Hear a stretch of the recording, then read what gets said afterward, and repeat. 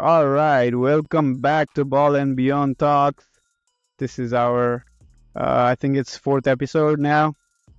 We are back again, and today I have Bipul with me, Kabindra, and Ujit. We are missing our PSC fan, Ganesh Pandey today, but hopefully he'll be able to join us in the next podcast. All right, so the topics, I think the hot topic is the Chelsea, right? Of course. Of course, right? Man, Yes. talking about that game, I was watching that game and then I was shocked at how we conceded two goals.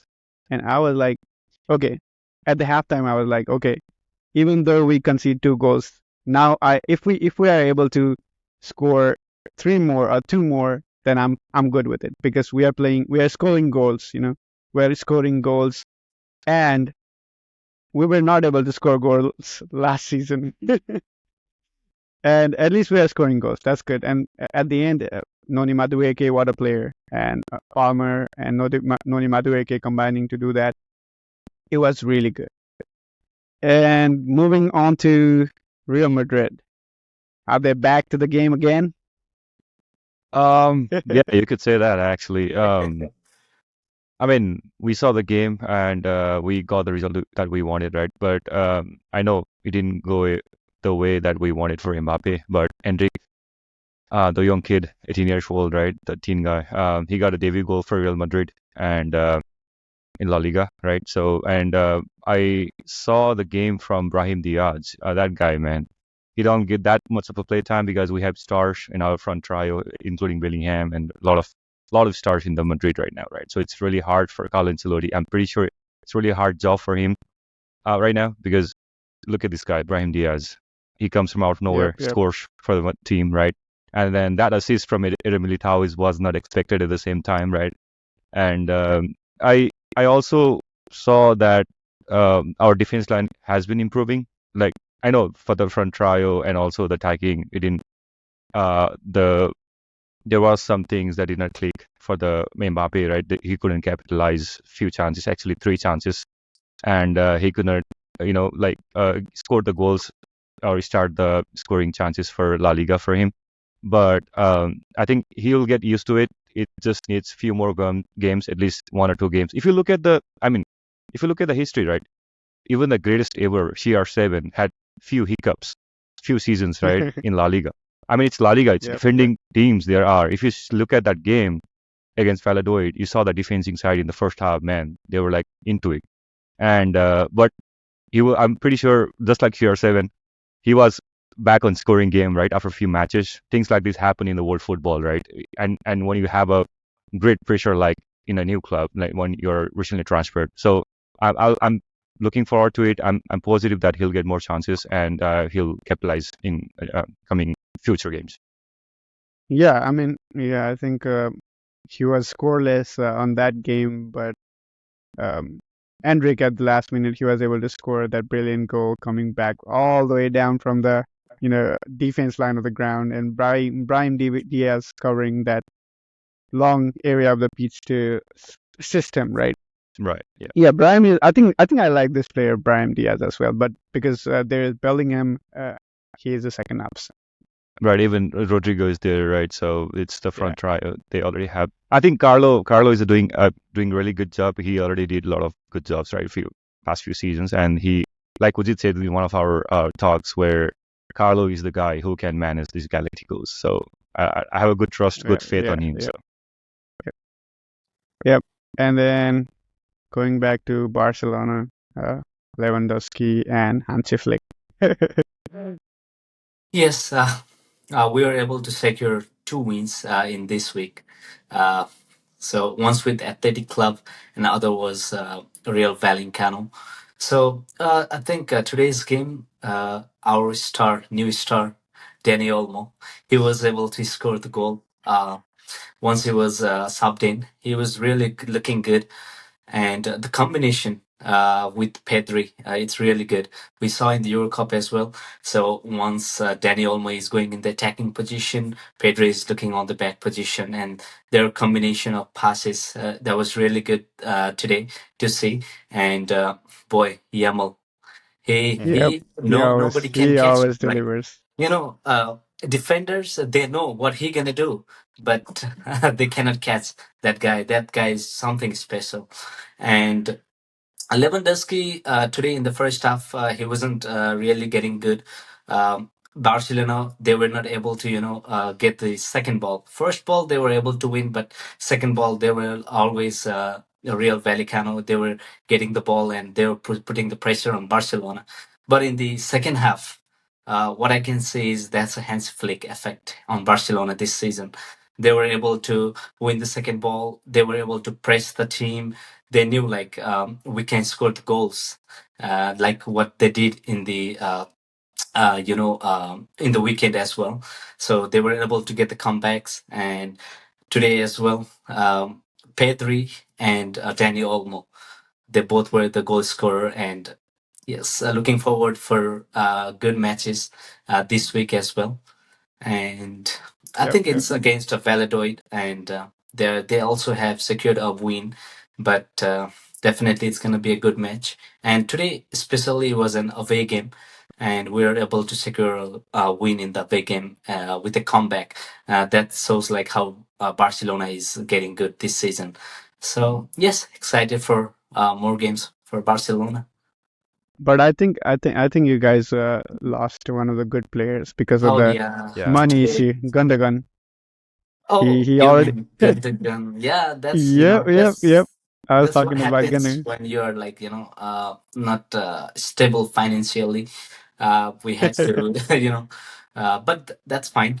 We have Daniel Olmo who scored a goal in his first debut game in Barcelona, so that's gonna boost up his confidence as well. And it was his weak foot with that curling strike. Oh my God, that goal was so special for us as a Barcelona fan. And hopefully, yeah. I think for the other games, he will be starting from the lineup, and he will definitely, uh, score more goals and make some, passes with Pedri and Yamal is there, Lewandowski is there. So front line is getting a lot better. And talking about the defender, Iñaki Martinez, he was playing really good today. He was all over there for getting the interceptions and blocking the balls, and yeah, good Yep, for yep, Barcelona fans. Yep, I'm happy to see Pedri back on his game after that injury, right? It's really good. yep. That young kid deserves Yeah, that. But yeah, He's exactly. he's a promising player. right. He Yep. drives that ball so quick on his feet, and then he's really he has the vision where to pass and how to dribble, all that. So Yes. I think they think Barcelona is now the contender for title. Yeah. Some First three games, three wins, definitely. We are so confident that We have a long way it's to gonna go. be. Yeah, we long have a way to long go. way, but we do have some players on the bench as well. So good players on the bench. Yep. Although we have Yeah. a good player in the bench, we are able to get those wins. That's really good for Barcelona fans. And it was good to know Alexander Balde. He was uh, coming in the second half, so that was quite uh, curious for us, like if why did he start in the first half. But definitely he was, I think Hans Flick was securing him from getting the injury. Yes, Barcelona is getting good this season. Yeah, You guys have the depth, right? Yeah, yeah. Go ahead with it. Yeah. yeah, I believe they have to like manage the minutes of the youngsters. So Right. I don't want like those youngsters to get injured. Like today, the Mark Burnell, he got the ACL tear. So I will expect in the days ahead that Hansi Flick to manage those youngsters minutes uh, in a better way. Right. Yep. Yep. Yes, yes, you're right. Definitely. Moving on to youngsters, right? United. What went wrong? All the youngsters there. Yeah, for me, I wasn't like happy with the lineup. Uh, uh, I will be happy if I had seen Garnacho in place of Rashford. Um, so again, like not a bad game, but those couple of defensive errors that cost us a couple of goals, and then we lost the game. But I'd like to talk about Ten Hag first. He said like he was happy with the point. I mean, you are a big club, and you are taking like Bruno Fernandes, your best player and the player with the best quality in our squad. You are taking him off at like 80 minutes when the game is 1-1. I mean, are you going for the draw? I mean, if the what I heard after the game in the post match interview from Erik ten Hag, that he would have been happy with the draw result. I mean, the draw result, if you are like behind the goal or like after the game, then we take it. But you are a big club. I mean, let's say like you have like 15-20 minutes, you have to go for the win. That's what I think. I mean, I was not Definitely. satisfied with the Bruno substitution, and on the other side, Harzedel, the 31-year-old coach, like he made a great substitution, and I think like those substitutioners were the difference between Brighton and Manchester United. Exactly. Yeah, Yeah. yeah. And then Brighton was really, they have been playing really good since day one. And against such a team, you have to be really careful what you are doing, right? Right. Yeah. So I mean, the center back partnership again. If you have like two world class center backs, I mean, if there is no connection between two, then it's going to be a problem for any team. I mean, the like I've been saying this all the time. You have to defend as a unit. The four defenders has to be in the sync, has to be in the same place throughout the game to defend the opposition. You cannot like I mean the situation come 1v1 like frequently, but that the all the time you have to defend as a unit, and that was what we were lacking. I mean, you saw the position after the corner, they are out of position. I mean, they took the corner, you clear the ball, you have to be in the position. Like the second goal, Casemiro was out of position, and I was sad with that. I mean, unless you didn't have the ball in your feet, you have to defend. Yep, yep. I mean, coming from last season with United, right? I would like to tell this. Coming from last season to this season, I don't see that big tactics change that is really, gonna make a difference really. That will be that can be proven, and then, that will make sure that Manchester United team will play consistently. I don't see Yeah. that. So in the first game, we could see that in the first half that we were pressing as the unit. But I mean, we are gonna press when when the opposition has the ball. I'm happy with the with our pressing in opponent's half, but like at the end of the day, to become the best team in the league, you have to be able to like play on the ball. I mean, you have to be able to like complete the play. Yep. We were like playing from the back, but our wingers, I mean, they were not confident to take 1v1, and we were not completing the play. Like you have to complete the play so that we will be able to like see the chances, and those chances will get the goal. But the play was not completed, so we couldn't see those many chances against Brighton in the second game. Okay, so 2 words. What would you change in the next game? 2 words in the United. Garnacho in, Rashford out. Okay, sounds good. All right, so let's move. I think I would like to put the Premier League runner up last time, Arsenal, right? So are they the favorite to win this season? I think we got our prediction video last time, and we got a lot of response saying Arsenal. They are sure favorite, but I think some people were saying they will sure bottle it, and then some were saying they are going to win for sure, right? So I think they are favorite for sure. Looking at the last game, what do you guys say? So Arsenal are the favorites the way they are playing, but now the level of Premier League is so high that I mean you could win any game, you could lose any game. Yeah, On a yeah, different day, Villa will be 2 up with those couple of chances that Watkins had. So they are playing good, but it's all about the clinicality in the Premier League right now. Those saves from Raya, that counts a lot moving ahead in the season. Yeah, Right. 100%. I think they're really doing good. I mean, I watched the game against Villa, right? So, and this player, Bukayo Saka, man, he was like playing phenomenal. And it should have been easily 3 up, at least how they are going in, right? That miss from Martin Odegaard, man, it was like 6 yards, maybe 6, 7 yards away from the goal line. So it should have been easily goal from them. But I think Arsenal played really good looking at the games, and then I think they are really, they're into it, man. Just like we talked about last time, right? And the prediction that went from our end. I think they are the best contender. And I think City and Arsenal. Let's see how the things will go for them. But as far the looking at the games and the past few games, I think they're gonna pull it off this season. Yep. And then Arsenal, talking about Arsenal, you guys said like they got really good attack, but I want to praise their defense actually, right?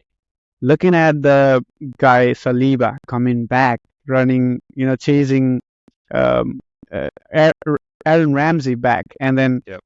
making that tackle and celebrating like, and they know that this team was the one.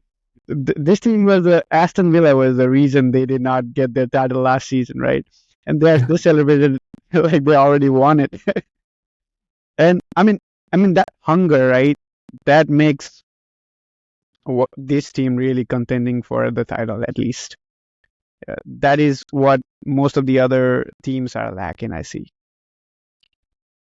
Right. And but I was surprised last week we were playing qualification for French league. We were playing we were playing a team that I've never heard of.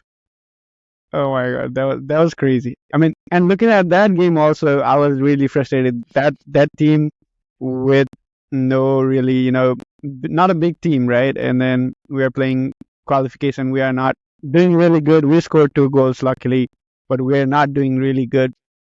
And then coming into the weekend, we were draw in the halftime. But then after that, substitution from Enzo Maresca, that was the key substitution because Mudryk, he was not doing anything in the game, and in the halftime he changed him. He substituted him for Pedro Neto, and once he's in the pitch, then boom, all the changes happen, all the players clicked with each other, and not only just the goal, the whole play was really good. And even after Joao Felix came into the pitch, the whole play was really, really good. And I enjoyed that really good. Yeah, Anthony and Mudryk are scams to us. Oh my god. Oh my god. And they Tell are the me biggest about it. scams, like 100 million scams. Yeah. I don't know how. Yeah. I mean, I think that's what proves like why other leagues, all these Belgian league and then Russian league, why it's different than other La Liga and Premier League and all the other big leagues. Yeah, it's just the player like can play like a star in one team and can flop in another team. It just depends on the way of playing under different coaches. But I don't understand that Anthony was playing under Ten Hag and is still playing under It's Ten the Hag. same coach. Yeah, same coach. This can't understand. But I mean, Yep.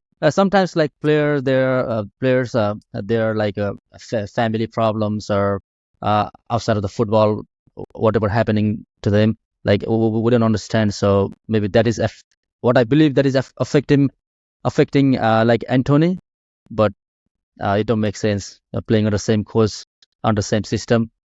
I think Yeah, it's the physicality, I would say, because look at these players, right?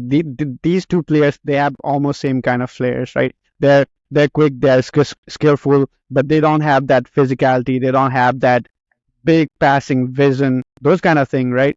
I think that's the thing, right? Other leagues, you can use your pace, you can use your skills, and then dribble pass, and then coach also they also allow it because that's how they play their each every week, right? That's how their leagues are played, right?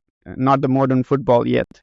And I think that is what, one of the reason Premier League going players moving from other leagues into these big leagues, fails to deliver at some points. And Yeah, and some people love the Premier League kind of that aggression, and some people like to watch the other side of it, like other leagues where there is no pressing all the time. Instead, a beautiful football is played.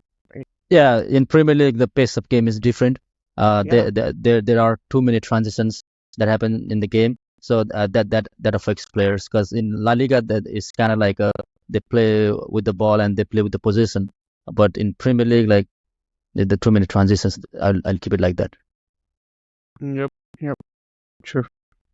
And moving on to, I think Bellingham, he did really good, but is he injured or something? Yeah, I heard some so news. there is an injury update from Bellingham, right? So he during his training he suffered with the plantar fasciitis, so that in his right leg. So it's kind of scary thing. But he looks like he'll be out until late September, if I'm not wrong. Mhm. But he also looked very frustrated, and then I saw his message on his Instagram that he was really frustrated, and but he also mentioned that he had a long year, like Euro Cup, like Champions League run, La Liga run, right? It was a busy year for him, and he is taking himself a rest, good rest. Hopefully, he'll join us by the first week of October, and it looks like he'll be out until late of September. So he'll be joining back us, but it's sad to see, but I think he'll get enough rest, and then I want to see him come back very strong, and No, Yeah. can wait. Yeah. more chance for the youngsters. Yeah, I think Brian will get chance, right? No, we saw the first. Last game against Valladolid. I wanted to see this guy playing so that we'll have more control in the midfield, and that that happened. And then, like I expected, I see Arda Güler joining us, and that guy I wanted to see in the midfield, and he was really good. Uh, He got a lot of that's right. chances. He couldn't capitalize at the same time, but there were a lot of pressure in the first half, and also and then that guy was something that I wanted to see in the field. And then he was there. He had a good game. He still has a lot of games to go in his hand. So hopefully, until Bellingham's not with us, Arda Güler will be with us for until. What about Bobby, the guy who scored the goal? Hendrik. I Everybody mean, commenting on Bobby. The But reason I yeah, put Bobby is because he said Bobby Charlton is his favorite player of all time, and yeah, but I see him that from Bellingham as well at the same time in Instagram. He was like going on viral. But yeah, I think that guy. If you look at Mbappe, Vinny Jr., Rodrigo, it's really hard to put young folk who is just, starting and rising, and then it takes time. Maybe, hopefully, he'll get at least second half, at least after 70 minutes or something, and switch around. I think if Carlo has few more plans on him, maybe put him on a cam, maybe I don't know, but it's more like his role looks like more towards right wing or the striker position, right? And we have already covered. So I think Carlo will do his job to rotate around the squad, right? And we have a lot of games going on. Maybe in few of the games, home games or La Liga games, he can put Hendrik also in his plan. it's a yep, long season. We need all the players. Right? Yeah. Hey, we don't yep, want to yep. we don't want to repeat the like last season. We still don't have Alaba with us. And Yeah, Eder right. Militao just came back and he's really doing really good, and we don't want to repeat that. Our manager has a good plan for the team, so let's see. Yeah, we don't want to repeat that. Yep, So yep. And talking about injury, we can, say adding to the depth of the club's transfer stories, right? We are coming to the transfer deadlines as well. There were some interesting transfers within the week as well. I would like to start with Chelsea. There is no week that we did not sign a player. I woke up this morning. I wake up this morning and I can see Chelsea signed a player. And then I was like, what? We did not need any player. And then I see a new goalkeeper from Gen, right? And we already have like 5 or 6 goalkeepers. No, but they Yeah, are loaning some Yeah, goalkeepers. No? so yeah, usually, yeah, they usually they are loaned. Yeah, they have they have they already have 8 goalkeepers, and now they sign that good ninth goalkeeper who has only played 2 professional games. So it's just that from the in Belgium, they say him the next quota. Maybe that's the reason they signed it. I saw the video online. Says like where you work. I work at the some place like a warehouse or somewhere, and says, "Do you play soccer?" And said no. And then, "Do you like to sign for the Chelsea Football Club? We'll give you 100,000 a week." and then So something like that. Just played 2 professional uh, like games, and now is signing for the Chelsea. I don't yeah, know. I Their mean, new formation 9-2, 9 goalkeepers and 2 defenders, no goals. yeah, No, I no, think I think like they are definitely, the owner is businessman, right? So he's yeah, just he accumulating is. players and he's just giving some good players in loan, and it's all finance. At the end, it's all money. So that's what Chelsea is looking at, and so for me these days, if there is what is the synonym for transfer is Chelsea. And but one so talking about seriously on this, right? One interesting thing is like Chelsea owners, they are not giving players lots of uh, weekly wages, right? And they are trying to sign those players who wants to, you know, take only this much. They have set a limit and only this limit of weekly salary, and we'll give you a long-term contract on this much of salary with room to grow. And then like they increased wages for Palmer as well and signed another contract as well, right? Those kind of things that attracts players, right?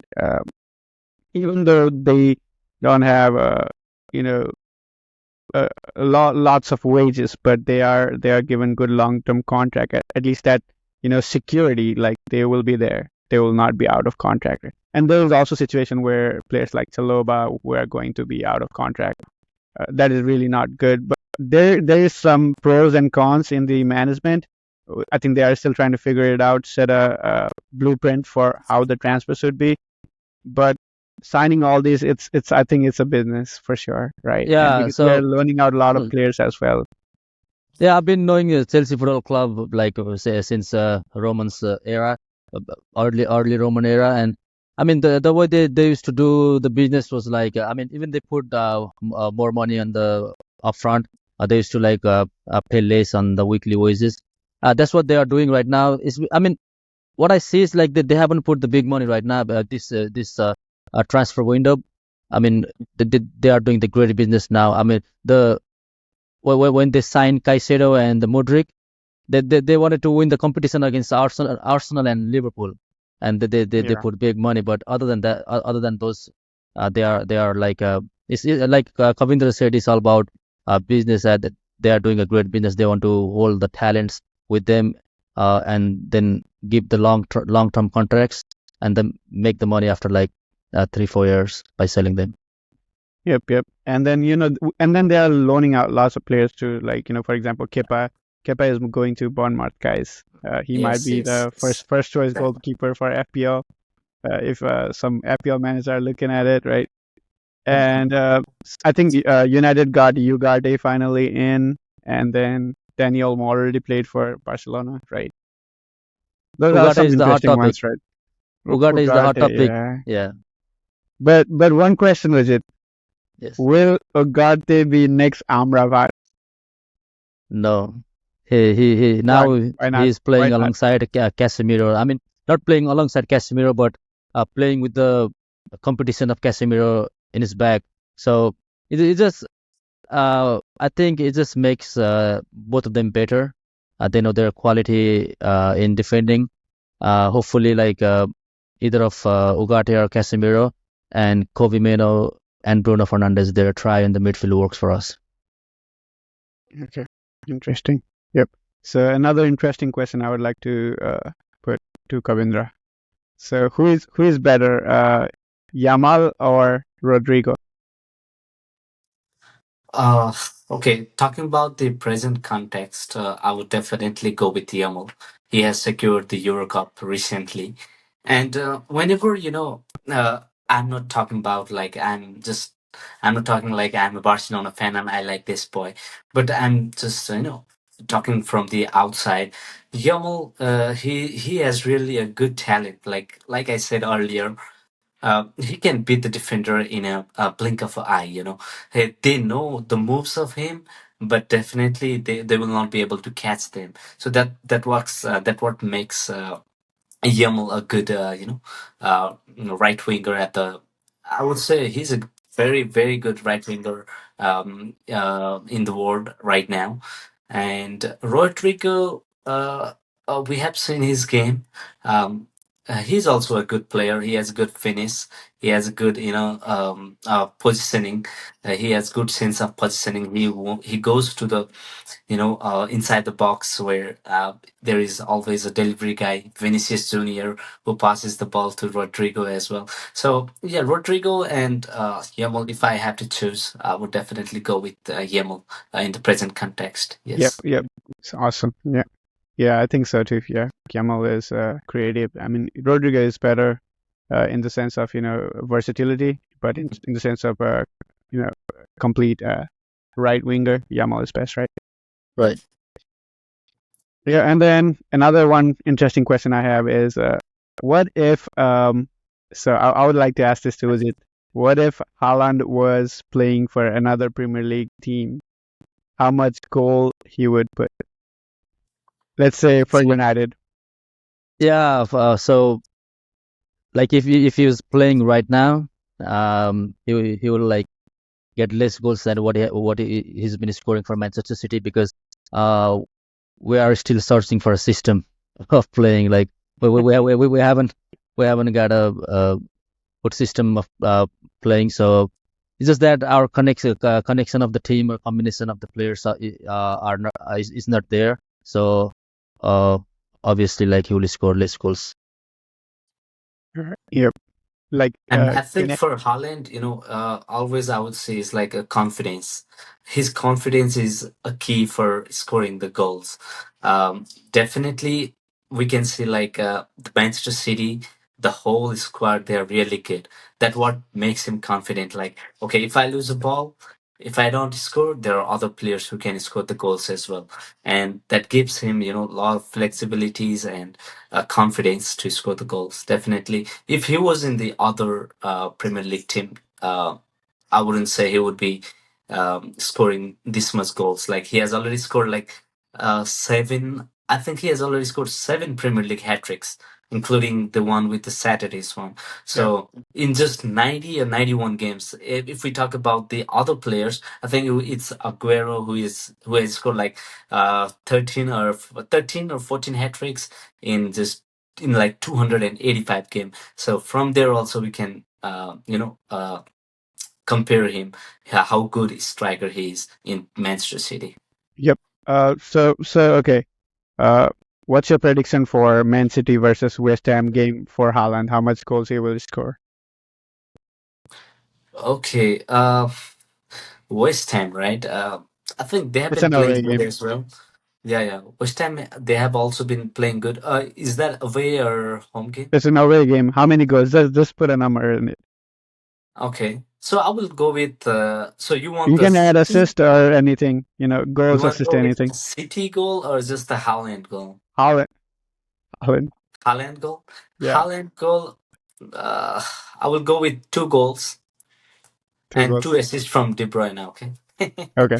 All right. All right. Legit. A goal and assist. All right. For me, one goal and then no assist. Okay. All right. And then, okay, moving on to, Premier League coming up this week, right? Weekend. We have one interesting one, United and Liverpool. And United are playing Liverpool at home. Interesting. Interesting. Will they be will they be thrashed or it will be neck to neck? You know what? There is a coincidence. Like, uh, in this game, in this weekend, was it? He will not be with us. He's traveling, you know. I don't know if it's a coincidence or what, but he's traveling somewhere. We thought of, watching the game together, but I know, looking at the present condition, Liverpool, they're getting really good. We watched the game last week, right? Oh my God, Liverpool has become again. They have become more attacking than the club games. I think Slot he has improved a lot in the front three. They are getting really attacking, including Jota. I think Jota he has he's getting really a good role as a striker, running the Yep. ball in the front and in the back as well. Yeah. So Yep. yes, Ujit, what you gonna say? Let's hear about it. Yeah, so interesting game early up in the season. Good thing is that it's at Old Trafford, not at Anfield, because you see the last game we lost the points against Brighton. So yeah, uh, again one more thing that from the last Liverpool game, their successful pass completion was 92%, and there was like more. I mean, 92% was after like almost more than 20 years. Like they had that much passes completion in a single game in 2003-2004 season. So yeah, I mean, this is slot ball. I'm kind of like Exactly right. scared about that.